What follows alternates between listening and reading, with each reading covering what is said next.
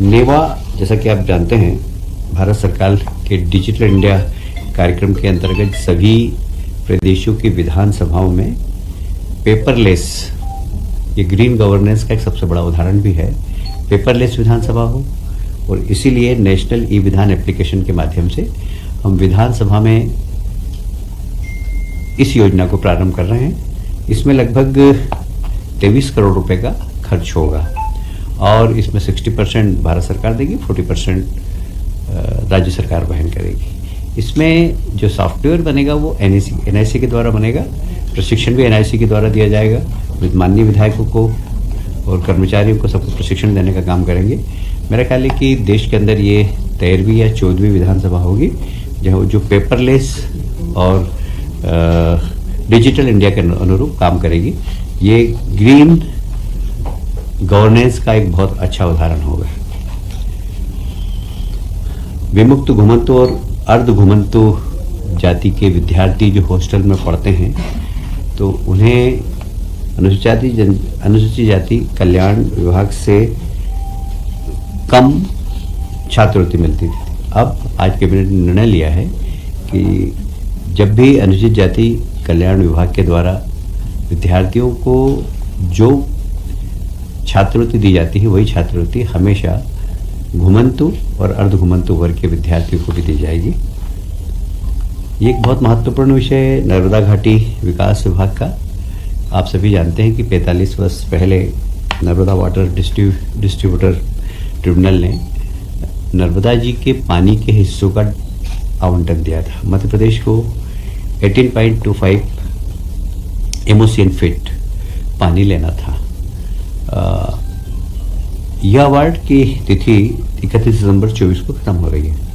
हमारी सरकार ने 2003 के बाद से जिस तेज गति से नर्मदा जी के पानी का उपयोग किया है, विशेषकर किसानों की सिंचाई का रकबा बढ़ाते हुए, 2003 में हमारे यहाँ लगभग 7 लाख हेक्टेयर का रकबा था, आज लगभग 56 लाख हेक्टेयर का रकबा जो बढ़ा है उसमें हमने नदियों के माध्यम से सिंचाई योजना बढ़ाने में महत्वपूर्ण अदा की है। इसीलिए अभी आज 7 परियोजनाओं को हमने स्वीकृति दी है।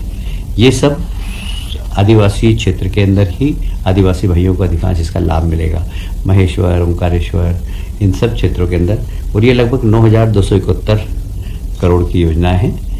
मैं समझता हूँ कि ये एक बहुत बड़ा सरकार की उपलब्धि है कि सरकार ने जितना नर्मदा जी का जल मध्य प्रदेश सरकार को आवंटित किया था, मुझे याद आता 2003 में जब हमारी पहली सरकार बनी थी तो शायद हम मात्र 3% ही नर्मदा जी के पानी का उपयोग कर पाए थे, जबकि गुजरात ने और महाराष्ट्र ने उसका काफ़ी अच्छा उपयोग किया था।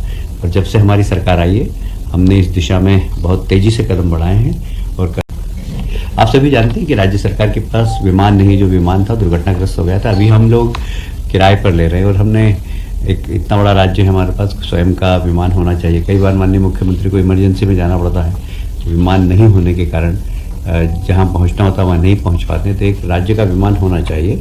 आज कैबिनेट ने निर्णय लिया कि एक बम्बार्डिंग कंपनी है कनाडा की, बाकायदा टेंडर से हुआ है, और टेंडर और हमारे जो इसके स्पेशलिस्ट हैं, जो लोग जो इसके विशेषज्ञ हैं, उन लोगों की कमेटी बनाकर, और उन्होंने सुझाव दिया कि यह बम्बार्डिंग कनाडा की चैलेंजर 3500 जेट विमान मध्य प्रदेश शासन के लिए खरीदा जा रहा है। कितने में प्राइस क्या रहेगा इसका प्राइस लगभग मेरा ख्याल है 233 करोड़।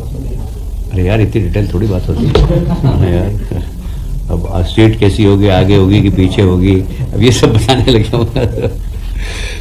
एक सीधी के अंदर वहाँ के ग्रामीणों की बहुत मांग थी कि वहाँ एक बोकारो नदी है, उसके ऊपर एक सिंचाई योजना प्रारंभ की जाए। माननीय मुख्यमंत्री जी घोषणा करके आए थे, वो 40 करोड़ की है, मात्र 3,310 हेक्टेयर की प्रशासनिक स्वीकृति हम दे रहे हैं। इससे 11 गांव के 10,000 से ज़्यादा कृषकों को लाभ मिलेगा। आप सभी जानते होंगे कि इंदौर से जब उज्जैन जाते हैं तो सांवेर के अंदर एक जेल लेफ्ट साइड में है, काफ़ी दिनों से अधूरी थी, पहले हाउसिंग बोर्ड ने उस पर लिया था, बाद में फिर शिकायतें वगैरह हुई, अब उसको पीडब्ल्यूडी निर्माण कर रहा है। वह जेल के लिए हमने आज 217 करोड़ रुपए आज प्रस्ताव आया था, पारित किए हैं, क्योंकि जो अभी वर्तमान में जेल हैं उसकी जो सीमा से अधिक कैदी है वहाँ, इसलिए इंदौर में एक बड़ी जेल बहुत आवश्यक थी। तो इसमें 217 करोड़ की जेल है, ये लगभग 1 साल के अंदर कंप्लीट हो जाएगी, जिससे हमारी जो पुरानी जेल है वहाँ से कैदी वहाँ शिफ्ट हो जाएंगे और उस जमीन का हम कोई दूसरा उपयोग भी कर सकते हैं।